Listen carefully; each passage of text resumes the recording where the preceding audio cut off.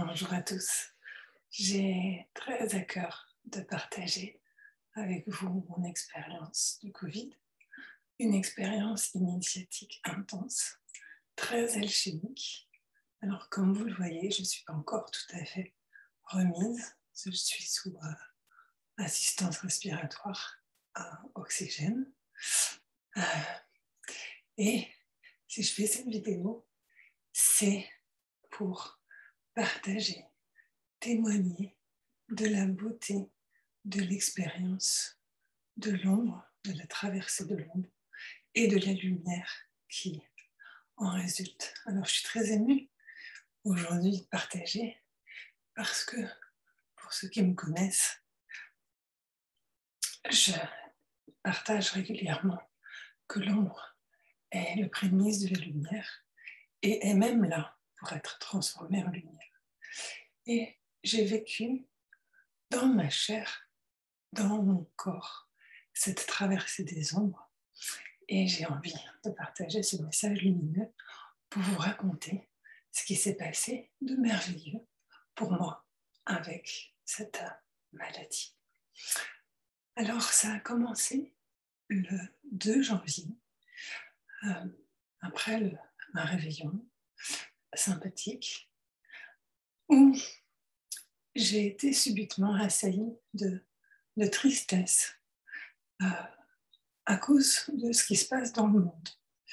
Alors, c'est pas la première fois que je suis dans cette tristesse quand on voit le monde tel qu'il est, ses atrocités et ses horreurs. Mais disons que ce dimanche 2 janvier, j'ai fait une prière intense à l'univers pour ouvrir mon cœur parce que j'avais la croyance, l'impression qui est dite d'ailleurs dans beaucoup de sagesses anciennes, que le monde est le reflet de moi et que si le monde est terrible, avec plein de calamités, plein d'horreurs, plein de tristesse, c'est qu'il y avait ça en moi. Et donc, j'ai demandé à l'ouverture de mon cœur. Et la maladie est arrivée le lendemain. J'ai été littéralement broyée de fièvre. Mon corps a été soumis à quelque chose de très douloureux, comme si mes os étaient broyés, comme si je passais dans une machine à laver à 39 degrés,6, et ça pendant à peu près une grosse semaine. Suite à quoi, j'ai été en urgence en service réanimation à l'hôpital de Nantes parce que j'étais en insuffisance respiratoire et j'ai passé 6 jours en réanimation. Ça a été quelque chose de difficile, de douloureux dans mon corps et en même temps une expérience assez fabuleuse, d'une part humaine, avec le personnel hospitalier qui a été formidable, dévoué, efficace. Mais le plus important n'est pas là. Le plus important est ce que j'ai vécu dans ma chair, dans mes cellules, avec une conscience décuplée et qui, je crois, présage de ce qui est en train de se passer pour l'humanité. J'ai compris que cette maladie était un grand nettoyeur. Ce virus, on peut le voir comme une calamité et factuellement, ça l'est puisque ça provoque beaucoup de détresse et de difficultés sur cette planète dans plein de domaines au niveau individuel et au niveau collectif. Et en même temps, ce virus, quelle que soit sa cause, quelle que soit sa genèse, quelle que soit la manière dont cette crise mondiale est traitée, il est là pour une raison bien précise au niveau de l'humanité et au niveau individuel, et je dirais même au niveau corporel, parce que c'est un agent nettoyant de nos ombres qui sont coincées, imprimées, imprégnées à l'intérieur de nos cellules. Et la vocation de ce virus, tel que je l'ai compris, pour moi et pour l'humanité, c'est de dissoudre ces ombres qui sont liées à des blessures d'enfance, qui sont liées à des pollutions physiques, physiologiques, transgénérationnelles. Ce virus est là pour les nettoyer et les transformer en autre chose. De mon côté, ce qui s'est passé, c'est qu'en demandant l'ouverture du cœur, eh bien, j'ai ouvert une brèche correspondant à un des lacs de larmes, de tristesse contenus depuis des temps immémoriaux, correspondant à ce que j'ai vécu moi-même dans mon enfance, mais aussi ce dont je me suis imprégnée biocellulairement dans mon ADN par les transmissions de mes lignées familiales, et notamment des femmes, pas uniquement, mais notamment des tristesses de l'histoire de ma famille et peut-être même au-delà. Et cette tristesse a été lavée. C'est comme si cette maladie me demandait de faire le deuil, de laver cette tristesse pour la transformer en joie. Et pour ceux qui me connaissent, dans l'expérience alchimique, ce que nous avons à faire étant parcelle de lumière venue faire une expérience par la dualité dans la matière, c'est d'aller chercher l'opposé de nos blessures. Alors, ça fait l'objet d'un livre qui s'appelle Transformer ce qui vous plombe en trésor. Mais là, ce n'est pas le propos. Ce livre explique comment s'épuiser dans les sagesses anciennes et dans la science moderne, comment, pourquoi on est là sur Terre pour faire une expérience et transformer les ombres en lumière pour trouver notre lumière. Je reviens à mon propos, et donc ce qui m'a été donné de vivre à titre personnel, c'est de dissoudre, de transmuter littéralement, alchimiquement, cette tristesse pour la transformer en joie. Comme si, dans mon propre projet d'incarnation, il y avait cette quête de la joie intense, mais que cette quête de la joie intense ne peut se faire que parce que j'en ai été privée, parce qu'à la place de la joie, il y avait la tristesse. Et ce poids de la tristesse m'a mis en quête intense, plus ou moins consciente de la joie permanente, alors qu'il y avait une tristesse permanente au cœur de mes cellules qui était cette forme de pollution et que le virus a nettoyé. Et ce que je veux partager avec vous maintenant est très, très étonnant pour moi comme expérience, parce que depuis que je suis revenue de l'hôpital, il y a quelques jours, je vis une expérience sensorielle très particulière, inconnue, très difficile à expliquer avec des mots. Disons que je suis dans cette joie permanente, mais ce n'est pas une joie qui est là, c'est une joie qui est dans mon corps. Et donc, je ressens quelque chose de très subtil, très doux, très puissant en même temps, qui est la jubilation, la grâce de me sentir vivante. Mes sens ont été exacerbés depuis quand je suis sortie de l'hôpital. Alors surtout le goût, le toucher et l'odorat, c'est comme si c'était une jouissance d'essence de chaque instant présent, de chaque seconde. Alors je le sens notamment au niveau du premier chakra, on pourrait presque dire que c'est un petit peu comme un micro-orgasme permanent. Alors ça va en faire sourire certains, mais je ne sais pas trop comment le décrire autrement. C'est une jouissance des sens quand je mange, quand je sens, quand je touche des matières, que ce soit ma peau, que ce soit les arbres, que ce soit du tissu.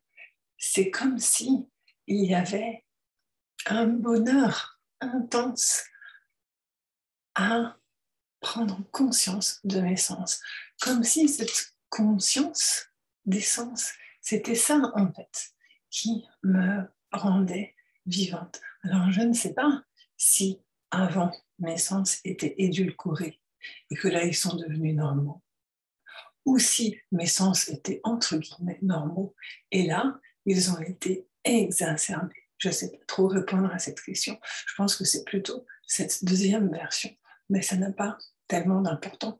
L'important, c'est que ce Covid, cette maladie, ce virus, est un agent d'élévation de conscience, de spiritualisation de la matière par son nettoyage, un peu comme si notre corps était un cristal de lumière, mais qu'il y avait par-dessus des ombres, des saletés, des pollutions à nettoyer. Encore une fois, ces pollutions, c'est lié à des blessures. De toute façon, toutes les pollutions sont les miroirs de l'ombre qu'on est venu transmuter pour en faire quelque chose. Et donc, c'est comme si notre corps, qui est de la lumière, est un cristal diffractant la lumière, et que pour que cette lumière diffracte magnifiquement, nous avons à nettoyer ce cristal pour qu'il soit pur. Et ce virus est donc, pour moi, un acteur de cette scène de théâtre collective, globale, sur laquelle nous avons tous un rôle à jouer. Et ce Covid, ce virus, a le rôle de transmutateur de nos ombres en lumière. Le processus est déjà enclenché. Et j'ai vraiment le grand plaisir et la joie de, comme d'autres personnes le font en parallèle de moi, nous sommes plusieurs colibris qui témoignons de cette joie, de la transformation, de la métamorphose de l'humanité qui passe par cette calamité. Et c'est vrai que c'est très difficile pour beaucoup d'entre nous, chacun à sa manière. Nous sommes chacun très challengés. Et je voudrais vraiment terminer ce témoignage en vous proposant de changer votre regard sur ce qui vous importune, parce que c'est là, justement, pour vous, pour votre élévation de conscience, pour vous mettre en chemin vers votre domaine de puissance, votre domaine de plaisir, là où vous rayonnerez votre joie. Et donc, si j'avais à partager ce message, que vos ennuis aujourd'hui concernent le Covid, autre chose, une maladie, un licenciement, que sais-je, des problèmes financiers, c'est là pour vous, c'est là pour être un ingrédient de nettoyage magnifique dans votre vie. Et certes, cela passe par un deuil, parce que la transformation, c'est dire non à l'ancien, c'est dire non à la chenille pour être OK avec les ailes du papillon. Ça semble très inconfortable. Et factuellement, ça l'est. Mais si on ose dire oui à l'inconnu, apporté par les désagréments, en changeant son regard et en se laissant couler par ce flot de la vie, à ce moment-là, la transpiration, oui peut-être, la transformation peut s'opérer. Et on peut absolument tout voir d'une manière lumineuse. Qu'on parle d'abus de pouvoir, des décisions qui se prennent dans l'humanité, qu'on parle de transhumanisme. Tout ça, c'est la version ombre de la même chose dans sa version lumière. Si je prends, par exemple, le transhumanisme, on peut y voir quelque chose de terrible pour l'humanité, d'antinaturel. Mais si on regarde la version lumière du transhumanisme, c'est un indice qui nous dit quoi? Le transhumanisme, c'est une inspiration pour les humains à transformer, à rendre beaucoup plus puissants qui ils sont. Factuellement, aujourd'hui, notre ADN montre que nous avons des potentialités inexploitées. Et les énergies de renouveau qui sont dans l'air par l'entremise de ce virus, entre autres, peut-être aussi de ce vaccin, je ne sais pas, est en train de transformer le cœur de notre matière, par cette spiralisation de notre matière, en train de transformer notre ADN pour rendre l'humain puissant d'une manière totalement naturelle. C'est une transformation de la matière pour l'élévation de conscience de l'humanité. Un humain transformé, connecté, conscient, proche de la nature et de sa nature, et puissant au-delà de toute limite envisageable de plein de domaines de ses capacités sensorielles et extrasensorielles. Si on prend, par exemple, je sais que ça va être un petit peu polémique, mais si on prend l'idée du vaccin, qu'on soit vacciné, qu'on ne soit pas vacciné, peu importe, l'idée, c'est que ce vaccin, si on en a peur, si on est convaincu qu'il est désagréable, c'est que c'est lié à une mémoire d'un intrant préjudiciable. Et si on a une mémoire d'un intrant préjudiciable, à ce moment-là, c'est là pour nous mettre en quête de la version lumière d'une inoculation non voulue. Qu'est-ce que c'est qu'une inoculation non voulue? Eh bien, pour moi, c'est tout simplement la contamination de l'amour et de la joie. C'est-à-dire, si on voit la version ombre, qu'on nous inocule quelque chose contre notre gré, c'est que nous avons en nous une blessure qui est là pour être transmutée dans sa version lumière et pour nous laisser et contribuer à cette inoculation d'un intrant extérieur qui correspond à la lumière, peut-être à l'oxygène, puisque l'oxygène, c'est possiblement un symbole de lumière. Et nous avons à nous laisser inoculer de l'amour et de le rayonner, de le partager. Je fais l'hypothèse que la plupart des gens qui ne sont pas vaccinés sont des personnes qui ont vécu quelque chose de l'ordre de cette intrusion dans leur enfance, je vais dire avec, on va dire, beaucoup de pudeur, mais je fais l'hypothèse que ces personnes non vaccinées ont une grande blessure liée à un intrant non voulu dans leur corps. Et c'est une pollution que le virus et votre propre travail personnel va contribuer à transformer pour être un de ces colibris rayonnant l'amour et contribuant à l'élévation de conscience. Voilà, je commence à être un peu à bout de souffle. Après, c'est peut-être une demi-heure, je ne sais pas, de partage. J'espère que ces propos vous auront intéressé.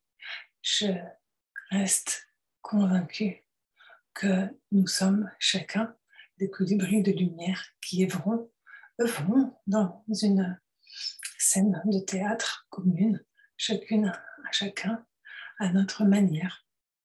Et la beauté de cette co-création ne va pas tarder à se voir, même s'il y aura dans cette année 2022 possiblement encore quelques perturbations, mais ces perturbations, je vous invite à les voir comme des opportunités de transformation individuelle et collective. À très bientôt.